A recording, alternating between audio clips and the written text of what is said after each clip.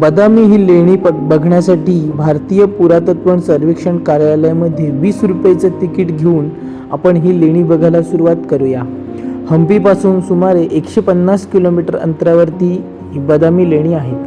लेणी क्रमांक 1 आता आपण बघणार आहोत. ही एक शिवलेणी आहे. समोरच नंदी आहे आणि आतमध्ये गेल्यावर आपण शिवपिंडीचे दर्शन घेणार आहोत. सुंदर असे चौकोनी नक्षीकाम केलेले खांब आहेत आणि ह्या लेणीमधील मुख्य देवता असलेल्या शिवपिंड आपल्याला येथे दिसत आहे. प्रवेशद्वाराजवळ 18 हातांचा नटराज, गणपती, गण व नंदीसह खोदलेले असून याशिवाय अर्धनारी नटेश्वर, हरिहर, पार्वती, लक्ष्मी, महिषासुरमर्दिनी, भूतगण, नृत्यांगना यांच्या मूर्ती देखील खूप सुंदर अशा कोरलेल्या आपल्याला ह्या पहिल्या शिवलेणीमध्ये दिसत आहेत. आता आपण लेणी क्रमांक 2 बघायला जाऊया. ती वैष्णवपंथीय आहे.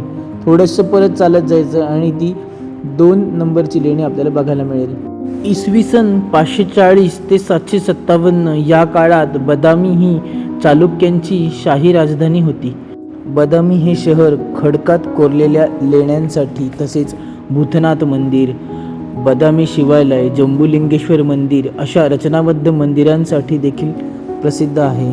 जवळच असलेला अगस्त तलाव देखील खूप भव्य आहे. लेणी क्रमांक 2 मध्ये त्रिविक्रम एक पाय उचलून आकाश मोजण्यास उभा आहे ही एक रचना आपल्याला येथे दिसत आहे.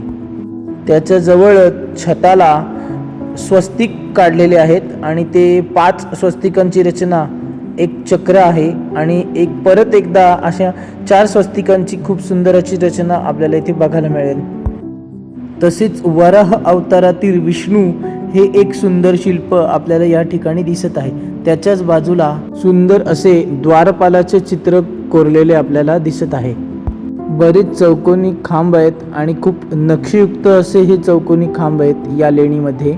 या सर्व लेण्या लालसर वाळुकामय दगडांमध्ये कोरलेल्या असून चिन्नी आणि हातोडा अशासारख्या अगदी बेसिक अशा साधनांनी ह्या कोरल्या आहेत. अगस्त्य तलावाचे सुंदर दृश्य आपल्याला लेणी क्रमांक 2 येथून दिसत आहे. आता आपण लेणी क्रमांक 3 वैष्णवपंथीय लेणी आहे ती बघायला जाणार आहोत. या संपूर्ण लेणी समूहामध्ये टोटल 18 शिलालेख असून त्यातील 5 ते 6 शिलालेख फार प्रसिद्ध आहेत. हे शिलालेख संस्कृत तसेच प्राचीन कन्नड भाषेमध्ये लिहिलेले आहेत. या लेणीमध्ये सगळ्यात भव्य आणि सुंदर अशी मूर्ती नागाच्या फण्यावर बसलेला विष्णू दिसत आहे. तसेच त्याच्या बाजूला वराह अवतारातील विष्णू हे देखील एक सुंदर शिल्प आपल्याला या ठिकाणी बघायला मिळेल. त्याच्याच बाजूला विष्णूचे 8 हात असलेलं एक सुंदर शिल्प आपल्याला बघायला मिळेल.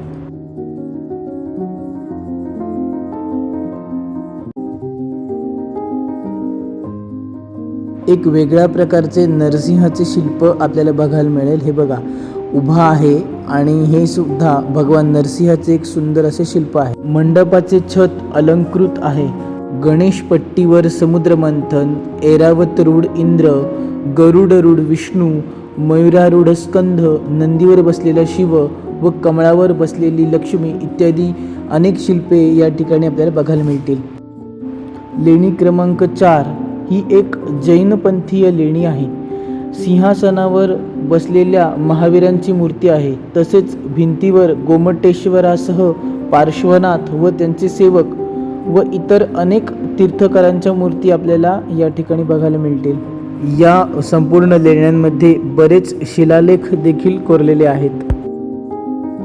भगवान गोमटेश्वरांचे एक सुंदर शिल्प या ठिकाणी कोरलेले आहे.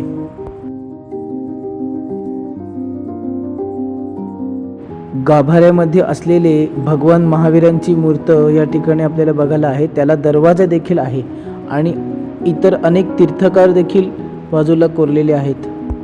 या बदामी लेण्यांमध्ये असलेल्या शिलालेखांची भाषा प्रामुख्ये संस्कृत आणि प्राचीन कन्नड ही आहे.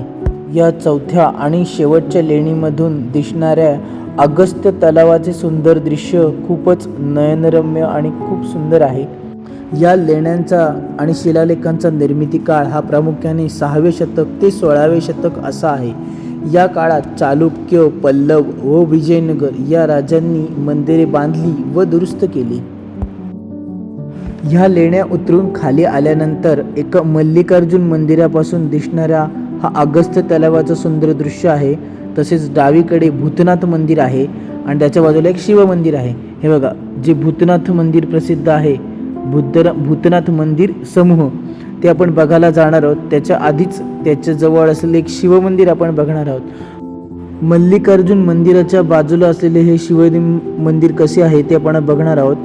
याचे खांब भरपूर आहेत आणि खूप कोरीव असे खांब आहेत आणि हे मुख्य शिवपिंड आहे त्या शिवमंदिराचे. आपण दर्शन घेऊया.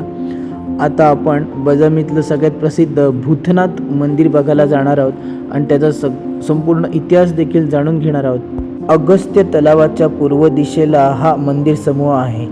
हा मंदिर समूह 7व्या ते 12व्या शतकातील हिंदू मंदिर समूह आहे. हे भूतनाथ मंदिर शिवाची आत्मदेवता स्वरूप असलेल्या देव भूतनाथांना समर्पित आहे. वाळूच्या दगडात बांधलेल्या या मंदिराला एक खुला मंडप असून जो दक्षिण भारतीय द्रविड शैली व उत्तर भारतीय नागर वास्तुशैली या दोघांचे प्रतिबिंब दर्शवतो. या मंदिराच्या बाजूलाच असलेला सुंदर असा अगस्त्य तलावाचे खूप सुंदर दृश्य आपल्याला येथून बघता येते. भूतनाथ मंदिराचा गाभारा हा 7व्या शतकात चालुक्य राजवंशांनी बांधला गेलेला आहे.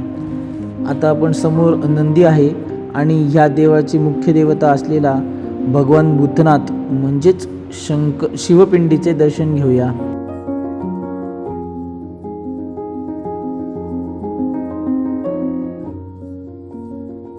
बदामी लेणी समूह हा व्हिडिओ कसा वाटला नक्कीच सांगा. व्हिडिओ आवडल्यास लाईक, शेअर आणि चॅनलला सबस्क्राईब करा. Bye bye.